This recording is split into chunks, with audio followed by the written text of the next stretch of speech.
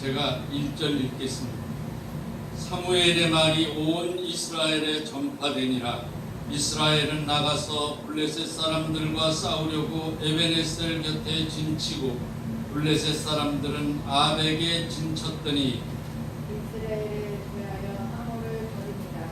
그 둘이 싸우다가 이스라엘이 블레셋 사람 앞에서 패하여 그들에게 전쟁에서 죽음을 당한 군사가 4,000명 가량이라. 백성이 진영으로 돌아오매 이스라엘 장로들이 이르되 여호와께서 어찌하여 우리에게 오늘 블레셋 사람들 앞에서 패하게 하셨는고 여호와의 언약궤를 실로에서 우리에게로 가져다가 우리 중에 있게 하여 그것으로 우리를 우리 원수들의 손에서 구원하게 하자 하니 예 백성이 실로에 불러여 고륙 사이에 계신 양근의 여호와의 언약궤를 거기서 가져가고 엘리의 두 아들 홈리와 비느하스는 하나님의 언약궤와 함께 거기서 서더라. 여호와의 언약궤가 진영에 들어올 때에 온 이스라엘이 큰 소리로 외침에 땅이 울린지라. 블레셋 사람이 그 외치는 소리를 듣고 가로되 우리 진에서 큰 소리로 외치는 어찌니요 하다가 여호와의 궤가 진에 들어온 줄을 깨달은지라. 블레셋 사람이 두려워하여 이르되 신이 진영에 이르렀도다 하고 또 이르되 우리에게 화로다. 전날에는 이런 일이 없었도다.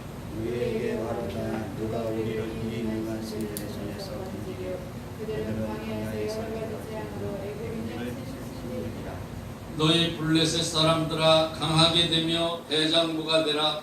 너희가 히브리 사람의 종이 되기를 그들이 너희의 종이 되었던 것 같이 되지 말고 대장부같이 되어 싸우라 하고 블레셋 사람들이 전이 이스라엘에 대하여 각기 장막으로 도망하였고 살림이 힘이 커서 이스라엘 보병에 엎드려진 자가 3만이었습니다. 다같이 하나님의 궤는 빼앗겼고 엘리의 두 아들 홈리와 비어하스는 죽임을 당하였더라.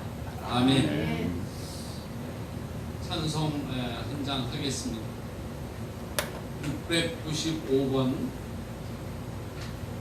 이거 그냥 누르면 돼요? 예, 695 누르고 시작 누르시면 됩니다.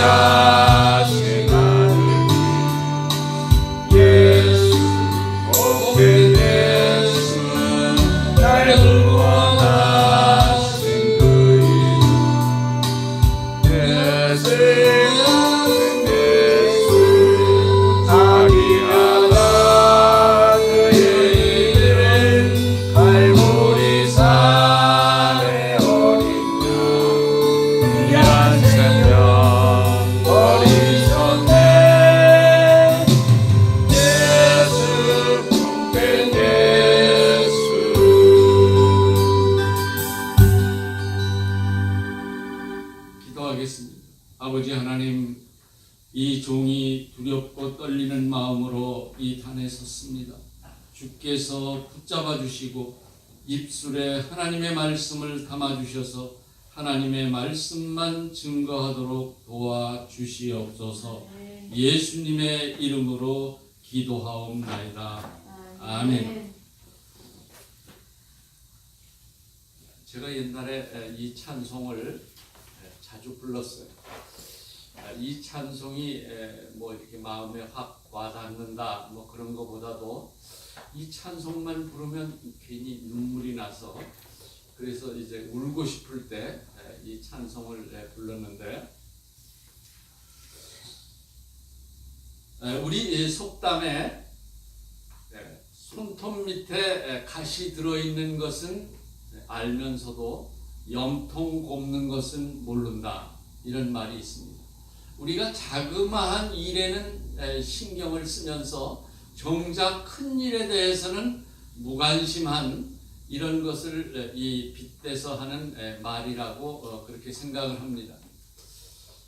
우스갯소리 전에 들었던 얘기를 먼저 하겠습니다. 어떤 이 노부부가 금혼식을 하게 됐습니다. 금혼식은 결혼을 해서 50주년이 됐을 때 하는 이 잔치인데, 이 잔치는 본인이 하기보다는 주로 자식들이 이제 이 부모를 위해서 이 잔치를 베푸는데, 이제 뭐 요즘도 뭐 70을 넘으면 그런 대로 뭐 오래 사신 분이다 이렇게 얘기할 수 있는데, 옛날에는 한갑만 지나면 이제 죽을 준비를 해야 되는 그런 입장이었기 때문에 한갑 잔치를 대단히 크게 했어요. 그런데 이제 결혼해서 50주년이라고 그러면 한갑도 벌써 지났고, 이제 언제 돌아가실지 모르는데 언제 또 이런 잔치를 하겠느냐. 그래서 이제 이 말 잘하는 사람을 사회자로 부르고, 또 흘러간 가수들을 또 이렇게 초청을 해서 그렇게 해서 이제 이 잔치를 하는데, 이제 말 잘하는 사회자가 그 영감님한테 물어봤습니다. 결혼해서 50주년이 됐는데 그동안 부부싸움 많이 하셨죠? 그랬더니 이 영감님이 하시는 말씀이, 우리는 부부싸움 한 기억이 별로 없는데 우리는 부부싸움 안 하고 사는 것 같아. 그러니까 이 사회자가, 아니 다 하고 사는 부부싸움을 어떻게 안 하고 50년을 살 수가 있습니까? 무슨 비결이 있습니까? 그렇게 물으니까 비결이라고 말할 만한 것은 아니고, 우리는 결혼하기 전에 큰 일은 남자가 정하고, 그러면 아내가 따라오고, 작은 일은 이제 여자가 정하고, 그러면 이제 남편이 따라가고, 그러니까 우리 가운데 큰 일이 생기든 작은 일이 생기든 한 사람이 정하면 상대방이 따라와 주는데 뭐 다툴 일이 뭐가 있겠는가? 그러니까 이 또 사회자가 또 물었습니다. 작은 일은 일 자체도 작은 일인데, 사모님이 그 일을 결정하시면 선생님이 남자 대장부로 그 일을 따라가 주시면 되는데, 큰 일이 생겼을 때 그때 사모님이 그 일을 결정하시면, 선생님이 그 일을 결정하시면 사모님이 순순히 따라오시던가요? 그러니까 이 사람이 뭐라고 얘기를 했는가 하면, 그거 우리는 50년 살면서 큰일이라고는 한 번도 없었다네, 이렇게 말했다고 합니다. 그러니까 뭐예요? 큰일과 작은 일은 생각하기 나름이에요. 그러니까 전부 다 작은 일만 있은 거예요. 그래서 이제 그 사모님이 다 결정을 하셨고, 이 선생님은 따라가 주었다는 거죠. 이 부부가 50년을 살면서 큰일이 없었겠습니까? 제가 보기에는 있었을 것입니다. 그런데 지혜롭게 그 일들을 잘 넘겼다, 이렇게 얘기할 수 있습니다. 우리 인생에는 작은 일도 있지만 큰 일도 있어요. 어떤 사람은 과거에 큰 일을 당해서 여러 가지 이제 난감하고 어려웠던 시절이 있었는가 하면, 또 어떤 사람은 현재 큰 일을 만나고 있어서 이제 이 큰 걱정거리가 되는 이제 이런 경우도 있습니다. 그리고 과거에 큰 일을 당하지도 않았고 현재 큰 일을 만나지도 않고 있다고 하더라도 앞으로는 우리가 알 수 없어요. 앞으로 우리가 큰 일을 당해서 또 문제가 발생할 수도 있습니다. 그럴 때 우리가 어떻게 해야 되는가? 그 교훈을 알려주는 것이 오늘 본문 말씀입니다. 세상 사람들이 이런 큰 일이 있다 그러면 성도들에게는 큰 일이 없겠는가? 그 성도들에게 큰 일이 뭘 것 같아요? 가장 큰 일은 내가 구원을 받을 수 있는가? 제가 신학교에서 물어봤어요. 여러분들 구원 받았습니까? 그랬더니 아멘 그렇게 대답하더라고요. 그래서 아멘이 뭐예요? 아멘이 나도라고 하는 소리 아니야? 그러니까 나도 구원 받았다 그래서 아멘이라고 그랬냐? 아니 구원 받았느냐고 물으면 예 아니오로 대답하면 되지 아멘이 거기 왜 나오냐? 이제 제가 그렇게 얘기를 하고, 아멘은 나도 구원 받았습니다라고 우리가 새겨 들으면 새겨 들을 수 있지만 아멘은 나도라고 하는 얘기다. 그러니까 이 여러분들의 대답은 구원 받았다는 거 아니냐? 그러면 여러분들의 대답이 틀렸는가 맞았는가? 여러분들의 대답은 맞기도 했고 틀리기도 했다. 이렇게 얘기를 했어요. 무슨 얘기인가 하면 구원은 두 측면이 있는데 하나는 이미 구원이고 하나는 아직 구원이다. 그래서 우리는 이미 구원은 받았고 아직 구원은 받지 못했는데, 이걸 밑도 끝도 없이 구원 받았느냐고 물어보는 사람하고 또 구원 받았다고 대답하는 사람, 뭘 받았다는 거예요? 이미 구원을 받았다는 거예요. 이미 구원. 그런데 아직 구원은 아직 못 받았는데 이것을 구원을 하나로 생각을 해가지고 구원 받았다 그러면서 아직 구원도 받은 것으로 생각을 한다 그러면 이것이 큰 문제다. 이게 이 착각일 수가 있다. 제가 이제 그런 이야기를 했습니다.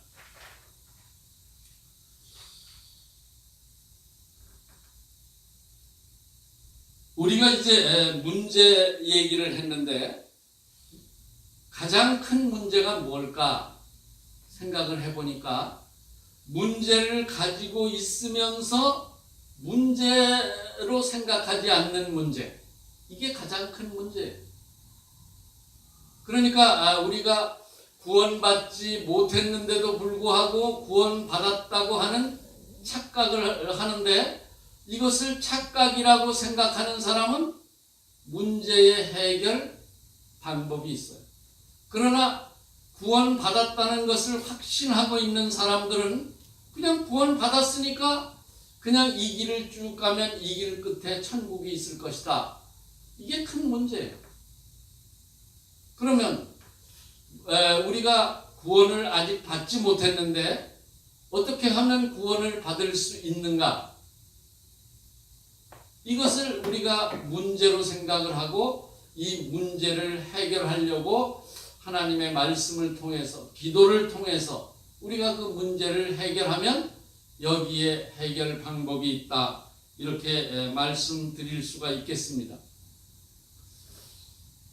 몇 번 이제 이 부흥성회를 따라다니다 보니까, 그리고 또 옛날에 평신도 시절에 이제 부흥회를 많이 했거든요.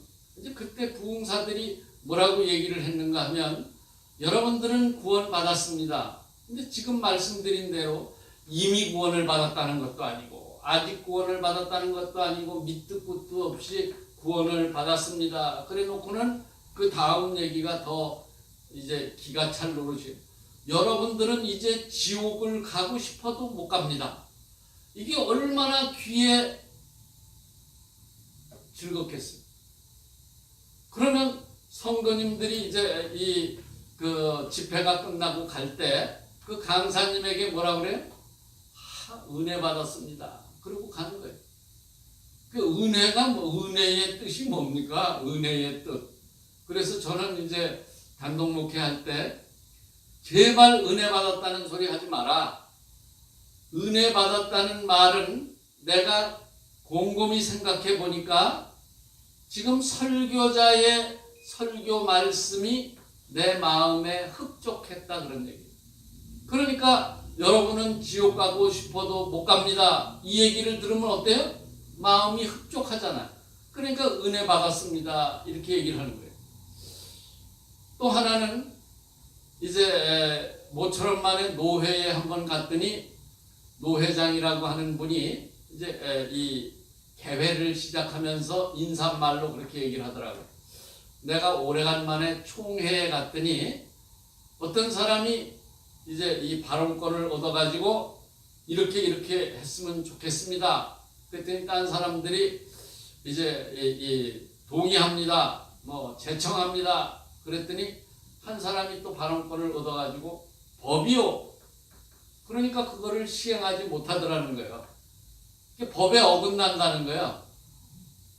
그러니까 우리 노회는 법으로 하지 말고 은혜로 하십시다. 그래서 제가 면전에서 그 얘기를 하면 그 양반이 또 어떻게 생각할까. 그래서 이제 점심시간에 언제 불법이 은혜가 됐습니까? 그러니까 법으로 하지 말고 은혜로 하자는 얘기는 법으로 하지 말고 불법으로 하자는 거 아니에요. 그게 은혜라는 거예요. 그러니까 이게 은혜에 대한 거를 또 우리가 또 잘 모르는 거예요. 자기 마음에 흡족하면 은혜 받았다 그러고, 예? 그리고 아니 아무리 좋은 의견이라 하더라도 법이 그렇게 돼 있지 않으면 법을 고쳐서 그 좋은 의견대로 하면 되는데 법은 놔두고 그것을 시행하자 그러니까 누군가가 법이요 이 얘기를 한 거 아니에요. 이제 우리가 이 은혜라고 하는 거, 또 하나 뭐예요? 장로교회. 이 장로교회에 대해서 제가 참 많이 생각을 해봤는데 세계의 모든 나라가 장로교회가 흥왕한다. 그러면 장로교회의 교리가 참 좋아서 그런가 보다 이렇게 생각을 하는데 유독 우리나라에서만 장로교회가 흥왕을 하는 거예요. 미국에서는 장로교회를 진보주의자라고 그래가지고 경계한다는 거예요.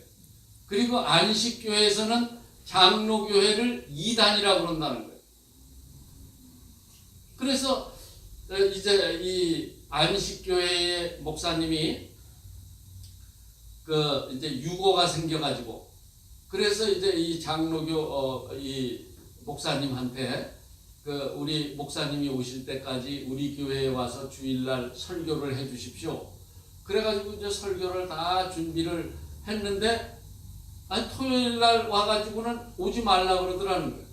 그래서 왜 가지 맙니까? 그랬더니 재직회에서 의견을 물었는데 아니 목사님이 안 계시면 뭐 우리끼리 그냥 예배를 드리면 되지 뭐하러 이단교회 목사를 불러서 예배를 드리느냐 이렇게 얘기를 했다는 거예요. 그러니까 이제 우리가 장로교회에 속해 있으면 장로교회의 교리가 무엇이 문제인지 잘 몰라요. 그러니까 이렇게 이미 구원을 받은 것을 구원받았다고 하는 것으로 해서 이게 아직 구원으로 둔갑이 되어 있다는 거죠. 이게 큰 문제예요. 우리가 흔히 그런 얘기합니다. 의사는 육신의 병을 고치는 사람이요 목사는 영혼의 병을 고치는 사람이다. 그렇다고 하면은 육신의 병을 고치는 사람 가운데는 명의도 있고 또 뭐가 있어요? 돌팔이도 있어요. 그러면 영혼의 병을 고치는 사람은 어때요? 거기에도 이제 다른 설교자가 있고 또 돌팔이 이 설교자가 있을 거라는 거죠. 성도들도 마찬가지일 거예요. 성도들 중에도 명품이 있는가 하면 짝퉁이 있다. 그래서 혹시 내가 짝퉁은 아닌가? 또 이 가라지와 알곡 이렇게 우리가 구분하지 말고 가라지와 곡식, 예수님 말씀은 분명히 가라지와 곡식으로 나눴어요. 그래서 가라지는 불태우기 위해서 단으로 묶고 곡식은 이제 곡간에 드린다. 근데 이제 이쪽에 세례 요한은 또 뭐라고 그러는가 하면 쭉정이와 알곡이 있다. 곡식에는 쭉정이와 알곡이 있다는 거예요. 그래서 쭉정이는 불에 태우고 알곡은 곡간에 드린다. 그러니까 우리는 가라지는 아닌데 혹시 쭉정이는 아닌가? 이런 생각을 해보고 우리의 믿음을 점검해 보는 거, 이게 이제 중요할 줄로 압니다. 오늘 본문은 이스라엘이 블레셋의 압제를 당하고 살다가 이제 못 살겠다, 갈아보자. 옛날에 선거 때 이런 구호가 있었는데, 그래서 블레셋하고 전쟁을 하러 나가게 됩니다. 이제 이스라엘이 블레셋하고 싸워서 이길만 하도록 힘이 키워졌다는 거죠. 그러니까 싸우러 간 거 아니겠어요? 그리고 이 결과는 싸워봐야 되겠지만은 그래도 이긴다고 하는 어떤 신념 가운데 싸우러 나갔어요. 그래서 이제 블레셋하고 한판 붙었는데 이스라엘 사람들이 4,000명가량 죽었어요. 부상한 사람은 또 얼마나 많았겠어요? 그러니까 이스라엘의 장로들이 모여서 저 실로에 있는 법궤를 가지고 와서 우리 진중에 두면 그 법궤로 인해서 우리가 승리할 것이다. 그래서 사람을 보내서 실로에 있는 법궤를 가지고 왔는데, 그때 엘리 제사장의 아들인 홈니와 비느하스가 그 법궤를 수종해 가지고 이제 진중으로 가지고 왔어요. 이스라엘 사람들은 이제 이 법궤가 왔기 때문에 우리가 블레셋하고 싸우면 우리가 이길 것이다. 이런 신념이 있었어요. 그래서 블레셋하고 싸웠는데 또 3만 명이 죽었어요. 먼저 죽은 4,000명과 나중에 죽은 3만 명. 3만 4천 명이 죽었으면 이스라엘에는 과부가 3만 4천 명이 생긴 거예요. 다 결혼했다는 전제에서. 그리고 애비 없는 자식들이 모름지기 한 10만은 생긴 거예요. 이게 큰일 중에 큰일 아니겠어요? 또 거기에다가 뭐예요? 지금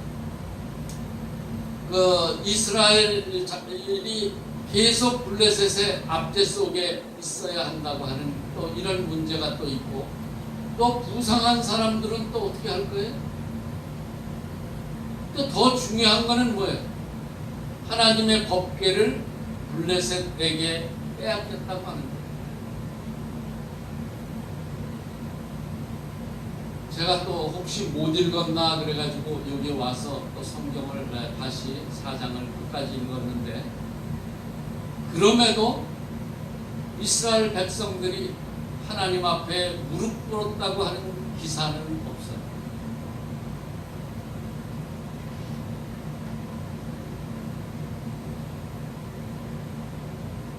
대개 보면 이제 학교 다닐 때 보면은 똑똑한 사람들 많아요. 시험 성적도 좋고 아는 것도 많고 이런 사람들이 나중에 이제 목회를 하는 걸 보니까 교회가 별로 숫자가 많지 않아요.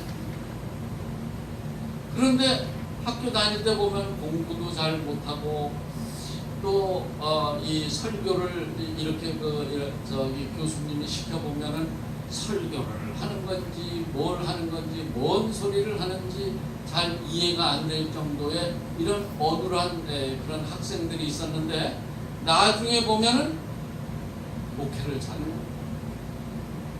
그래서 제가 어째 이런 일이, 그 반대가 돼야 되는데 어째 이런 일이 생기는가, 그거를 보니까 똑똑한 사람들은 무릎 꿇지 않아. 왜냐하면 여기 이스라엘의 장로들이 똑똑했기 때문에 무슨 생각을 했어요? 옛날 여리고 성을 이렇게 무너뜨릴 때 하나님께서 법궤를 가지고 여리고 성을 이제 이래 동안 오르라 그래가지고 돌았더니 그 견고한 성이 그냥 저절로 무너진 거예요. 그러니까 이 장로들이 생각할 때 이게 법궤를 가져오면 우리가 승리할 수 있겠구나.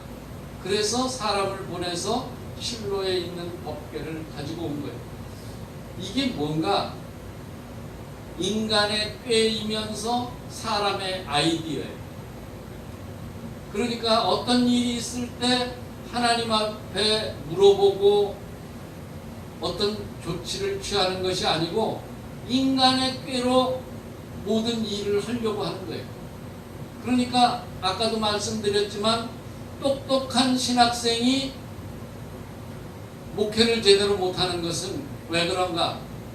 자기가 똑똑하기 때문에 하나님 앞에 물어볼 필요가 없어요. 자기 꾀대로 하면 되는 거예요. 그런데 어눌한 사람은 어때요? 자기 자신도 알아요. 자기가 어눌하다는 거를. 그러니까 누구 도움을 받아야 뭔가가 되겠는데 누구 도움을 받아요? 바쁜데. 그러니까 하나님의 도움을 구하느라고 무릎 꿇는 거예요. 그래서 제가 보니까 이제 교회의 목회가 잘 흥왕하는 사람들은 무릎 꿇는 사람들이다. 이제 이렇게 생각을 한 겁니다. 이제 뒤로 가서 이제 7장에 가보면 또 이스라엘이 블레셋하고 또 한 번 전쟁을 하는데 그때 이제 대승을 하는 거예요.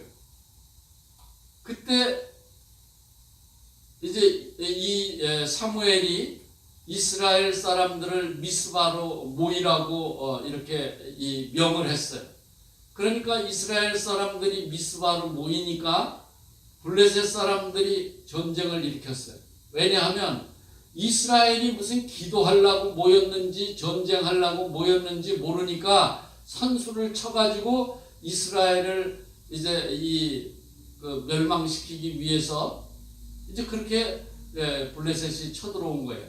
그러니까 이스라엘 사람들이 겁을 먹고 이제 사무엘에게 이제 우리를 위해서 이제 밤낮으로 기도해달라 이렇게 얘기를 하니까 이 사무엘이 뭐라 그래요? 내가 이 백성을 위해서 주야로 기도할 테니까 너희들도 금식하고 부르짖으라. 그리고 이제 이 번제를 드리고 그리고 이제 하나님의 이 전에 가서 이제 무릎을 꿇었어요. 그러니까 하나님께서 이제 이 지혜를 주셔서 블레셋을 물리쳤다는 거죠. 그러면 앞에 4장에 나와 있는 이스라엘의 대패, 7장에 나와 있는 이스라엘의 대승, 여기 차이는 뭐가 있는가? 간단한 거예요.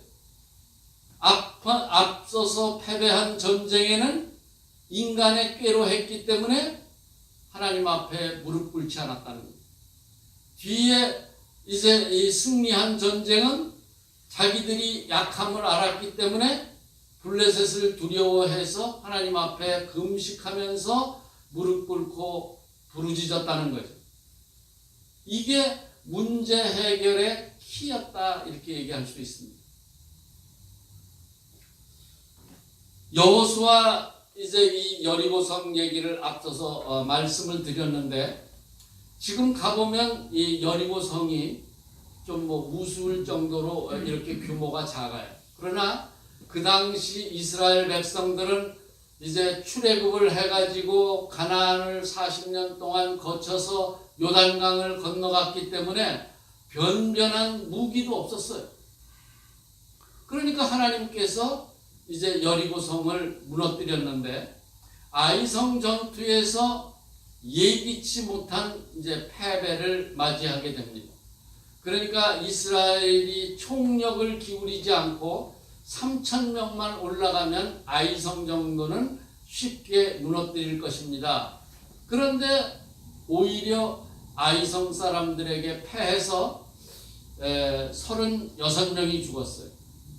이 36명 앞서서 얘기한 사무엘의 이 전쟁에 34,000명이 죽은 거에 비하면 36명은 아무것도 아니에요. 근데 성경은 그들의 두려움이 되어서 마음이 물같이 되었다 이렇게 기록을 하고 있어요. 왜냐하면 이스라엘 백성들은 하나님의 도우심으로 홍해를 건넜고 광야를 지나서 요단강을 건넜고 또 여리고성을 무너뜨렸기 때문에 가나안에서의 전쟁이 승승장구할 것으로 생각을 했어요. 그랬는데 아이성에서 패배를 하다 보니까 이 사람들 앞에 두려움이 생긴 거예요. 그러니까 이 사람들 얼마나 조급했겠어요? 그러면 지도자라고 하는 여호수아가 뭐를 해야 돼요? 군사작전에서 실패를 했으니까 이번에는 더 많은 군대를 보낸다든지 아니면은 작전을 바꾼다든지 아니면은 어떤 꾀를 낸다든지 아니 무슨 방법을 강구해야 되는데 성경에 보니까 여호수아가 장로들과 함께 궤 앞에 엎드려 있었어요. 이 장면에서 무슨 소리가 들려요? 백성들이 원망하는 소리, 비난하는 소리, 이 소리 가운데 저한테 들린 소리는 이런 얘기예요. 모세가 있어야 되는데, 모세가 있었으면 이런 일이 오늘날 없었을 텐데, 모세가 없으니까 이 모양 이 꼴이다. 여호수아는 모세라고 하는 지도자 밑에서 보좌하고 또 어떤 일을 처리하고 이런 거는 잘하는데 막상 모세를 대신해서 지도자가 되니까 이 모양 이 꼴이다. 그러니 우리가 어떻게 이 여호수아를 믿고 가나안 전쟁을 치를 것인가? 뭐 이런 얘기들을 해가면서 계속 불평했을 거예요. 그럼 이 소리가 여호수아의 귀에도 들렸겠지만은 여호수아는 밤을 맞도록 계속 하나님 앞에 무릎을 꿇었어요. 그러니까 하나님께서 어떻게 하셨어요? 이제 여리고성을 함락할 수 있는 지혜를 주셨죠. 그래서 이제 일부 병력은 이제 이 아이성을 쳐들어갈 것처럼 하면서 실지는 정문을 쳐들어가다가 도망을 가니까 아이성 사람들이 도망하는 이스라엘 사람들을 이제 쫓아간 사이에 이 매복해 있던 이스라엘 사람들이 성 안으로 들어가서 쉽게 아이성을 취하는 이런 승리를 가져왔다는 겁니다. 그러니까 이 지금 사무엘이 이끄는 전쟁, 여호수아가 이끄는 전쟁, 이게 다 승리의 원동력이 뭐예요? 하나님 앞에 무릎 꿇는 거예요. 무릎 꿇는. 무릎을 꿇는다고 하는 것은 항복을 의미하고 또 회개를 의미하고 기도를 의미합니다. 이번에 이제 무슨 산이죠? 아니 저기 우리 집회 같은데 대구요. 주암산. 거기 갔을 때 제가 그런 얘기 했어요. 여러분들 여기 기도원에 왜 올라오셨냐? 물론 기도하러 오셨겠죠. 그래서 제가 기도원을 두 종류로 나누면 하나는 OK 기도원. 기도만 하면 응답을 주신다는 거예요, 하나님이. 그래서 이제 이 기도원에 와서 또 집회에 참석해서 하나님 앞에 뭐 달라고 계속 기도하는 거예요. 그게 잘못된 거는 아니에요. 그러나 이제 그만큼 케오 기도원에 다녔으면, OK 기도원에 다녔으면 이제는 케오 기도원에 한번 다녀봐라. 하나님 앞에 무릎 꿇는, 하나님, 저는 힘이 없습니다. 저는 문제 해결을 할 능력이 없습니다. 하나님이 해주시지 않으면 저는 못합니다. 이런 겸손의 자세를 배우고 기도원을 내려가는 것이 중요하지 않겠느냐. 이제 이 신약 성경에 보면 바리새인과 세리가 이제 성전에 올라가서 기도를 하는 이제 이 이야기가 나오는데, 그 바리새인의 기도는 얼마나 기도를 잘했겠어요? 그죠? 미사 여구를 막 넣어가지고 하나님 앞에 막 기도를 하고, 그 듣는 사람이 야, 저 바리새인 참 기도 잘한다. 아마 그런 기도를 바리새인이 했을 거예요. 그러면서 거기에다가 또 한술 더 떠서 나는 저 기도하는 세리나 창기나 또 죄인 같지 않다. 이러면서 자기 의의를 드러내면서 하나님 앞에 막 기도를 했을 거예요. 근데 세리는 뭐라 그래요? 하늘을 우러러보지도 못하고 가슴을 치며 나는 죄인이로소이다. 어떤 의미에서 이게 무슨 기도예요?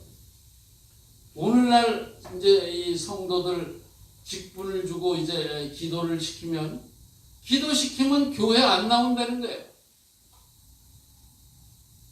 왜? 사람들 앞에서 망신당하기 싫다 이거죠. 그런데 이제 이 지금 저는 대표 기도하는 사람들 이렇게 보니까 성경을 읽고 기도하는 사람들이 많더라고요. 그래서 저희 교회에서 그거를 좀 바로잡아 줘야 되겠다 그랬더니 그것 때문에 또 시험 든 사람도 있더라고요.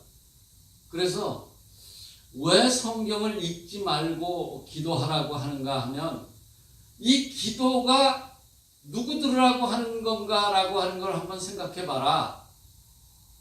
대표 기도는 모든 회중을 대표로 해서 기도하는 것이고, 기도를 받으시는 것은 하나님 아니냐. 하나님이 우리에게 주신 말씀을 기도하는 사람이 하나님 앞에 드리느냐. 우리가 늘상 그냥 넘어가는 이야기지만 따지고 보면 이게 말이 안 되는 기도를 지금 하고 있다. 근데 이것을 우리가 한번 또 생각을 해보면 어떤 얘기인가 하면, 하나님 앞에서 기도하지만 하나님 들으시라고 하는 것보다도 성도들 들으라고 기도한다 이래요. 성도들. 그런데 성도들이 그 기도를 듣고 아무개 집사 참 기도 잘한다. 어떻게 저렇게 청산유수처럼 저렇게 기도를 잘할까? 이런 얘기를 들어야 되는데, 저게 무슨 기도라고, 아이고 저렇게 기도도 못하는 거를 그 목사님은 어떻게 집사 직분을 줘가지고 이런 소리를 안 듣겠다 이거죠. 그러니까 이제 기도를 못하기도 하고 또 써가지고 와가지고 또 그걸 읽기도 하고 그러는데, 써가지고 나와서 읽는 거는 그냥 아무렇게나 기도하는 것보다 훨씬 좋은 방법 중에 하나다. 저는 그렇게 생각을 하는데, 근데 이제 제가 이 지금 오늘 말씀의 제목이 무릎 꿇고 또 꿇고, 여기 이제 기도에 대해서 한 말씀 드리면, 제가 평신도 때 모르는 사람이 와서 기도를 하더라고요, 주일날. 그런데 나중에 이제 알고 보니까 그분이 그 교회의 장로님으로 있었어요. 그런데 학교 교사다 보니까 전근을 가잖아요. 그래서 수원에서 강화도로 이제 전근을 가가지고 가족이 다 거기 가서 살다 보니까 수원교회를 섬길 수가 없잖아. 그랬는데 그 어머니가 좀 이제 위독하다 그래서 왔다가 이제 주일날 못 가고 옛날에 다니던 교회를 이제 온 거예요. 그러니까 이제 담임 목사님이 그 양반을 이제 설교를 시켰어요. 근데 이 양반이 설교를 하면서 기도를 하면서 뭐라고 기도하냐면, 아버지, 저 왔습니다. 모든 기도 내용이 이런 식이에요. 그러니까 그 충격을 받았어요. 그냥 이렇게 하나님 앞에 미사 여구로 그 앞에다가 뭐를 붙이고 은혜가 풍성하시고 사랑이 많으신 또 옛날 분들은 전지전능하시고 무소부재하신 하나님 아버지 이렇게 하면서 기도를 하는데, 이분은 그냥 아버지 그러면서 아버지하고 대화하듯이 그렇게 기도하더라고요. 그래서 이게 기도는 저렇게 해야 되는데 예수님도 하늘에 계신 우리 아버지, 그래서 아버지한테 기도하듯이 그렇게 하라고 그러는데 우리 기도가 과연 그렇게 하는가? 그래서 제가 이제 정말 이게 사랑이 많으시고 은혜가 풍성하시고 이런 하나님이기 때문에 우리가 그런 수식어를 붙인다 그러면 그거는 하나님을 높이는 이제 이 수식어이기 때문에 그것이 좋을 것이다 이렇게 생각을 했는데 어쩌면 내가 이게 습관에 의해서 그것을 붙이는 것은 아닐까. 그래서 그것을 이제 빼고 앞에 이제 뭐 사랑이 많으시고 뭐 은혜가 풍성하신 아버지 하나님 하던 거를 빼고 아버지 하나님 그렇게 기도를 하니까 이 기도가 안 되는 거예요.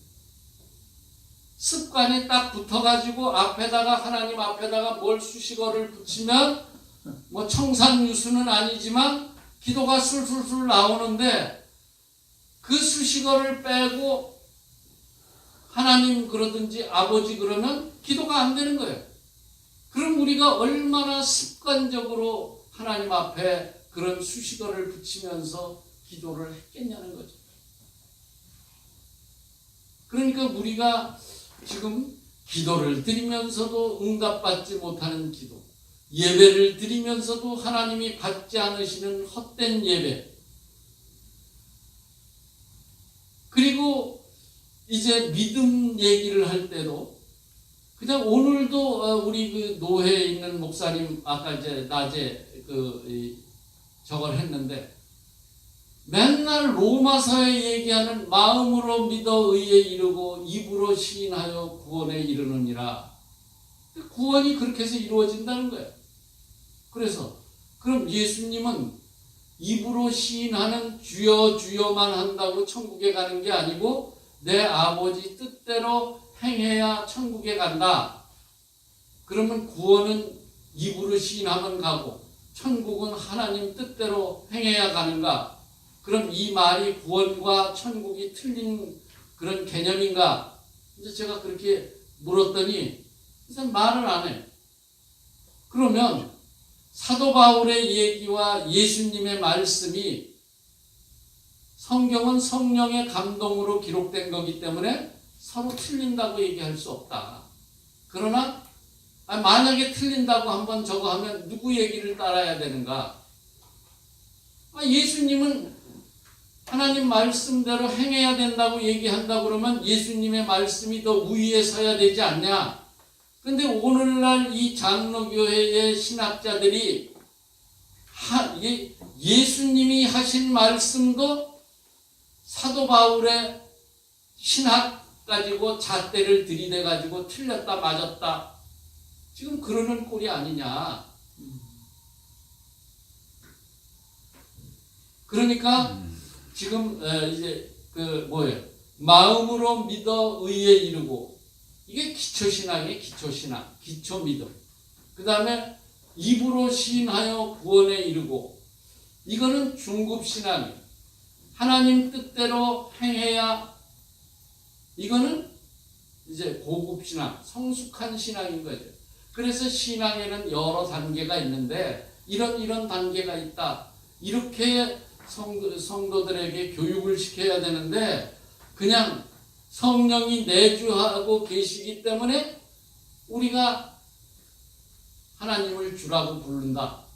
그래서 이제 성령님이 우리를 아직 구원 그때까지 이끌어 주시기 때문에 우리는 아직 못 받았을 뿐이지 이 길을 계속 그냥 가면 그러면 거기에 구원이 따라온다는 거예요. 그래서 제가 어떻게 하면 이거를 잘 이해할 수 있을까? 그래서 제가 그 구원 열차 이제 그 얘기를 하면서 우리나라는 열차 타고 외국에 못 가지만 동남아 가면 국경이 다 육지로 돼 있어가지고 기차 타고 다 외국에 가거든요. 그러면 그것을 구원 열차라고 보고 열차를 탈 때 뭐가 필요하냐? 여권이 있어야 돼. 여권. 외국에 가니까 여권이 있어야 되잖아. 그러면 다른 나라로 가면 천국이 우리나라라 그러면은 비자가 필요 없는데 천국이 우리나라가 아니라 그러면 비자가 있어야 될 거 아니냐. 근데 비자는 없고 여권만 있으면서 그 나라를 들어갈 수 있다는 거예요. 그거하고 뭐가 틀리냐. 그리고 그 노래 가사에도 뭐라고 돼 있어요? 지옥역에서 내리지 않지. 우리가 구원열차 타고 가지만 타고 가다가 내릴 수도 있다는 거예요. 그리고 늘 하는 얘기지만 율법, 이것은 예수님 오시기 전에 이야기고 이거는 예수님이 오심으로 인해서 사실상 회파된 거라는 거예요. 그래서 내가 또 목사님한테 그러면 우리가 왜 무겁게 구약 성경을 같이 거기다 껴가지고 성경을 보고 그거를 설교하고 그러면서 구약 성경을 공부하는가? 그 그림자라 그러면 새로운 실체 예수님이 오셨는데 구약의 율법이라고 하는 것은 죄를 알려주는 거 아주 중요한 거라는 거죠. 그게 우리 이제 아까 그 의사 얘기도 했지만 의사가 병을 제대로 고치려면 진단을 잘해야 돼요. 진단. 율법은 우리를 진단해 주는 거예요. 우리가 어떤 병에 들었는지 어떤 죄를 졌는지. 단지 뭐예요? 율법이 우리를 구원할 수 없고 그렇기 때문에 예수 그리스도의 은혜를 통해서 우리가 구원을 받는다는 것 뿐이지 죄를 알려주는 것은 율법이에요.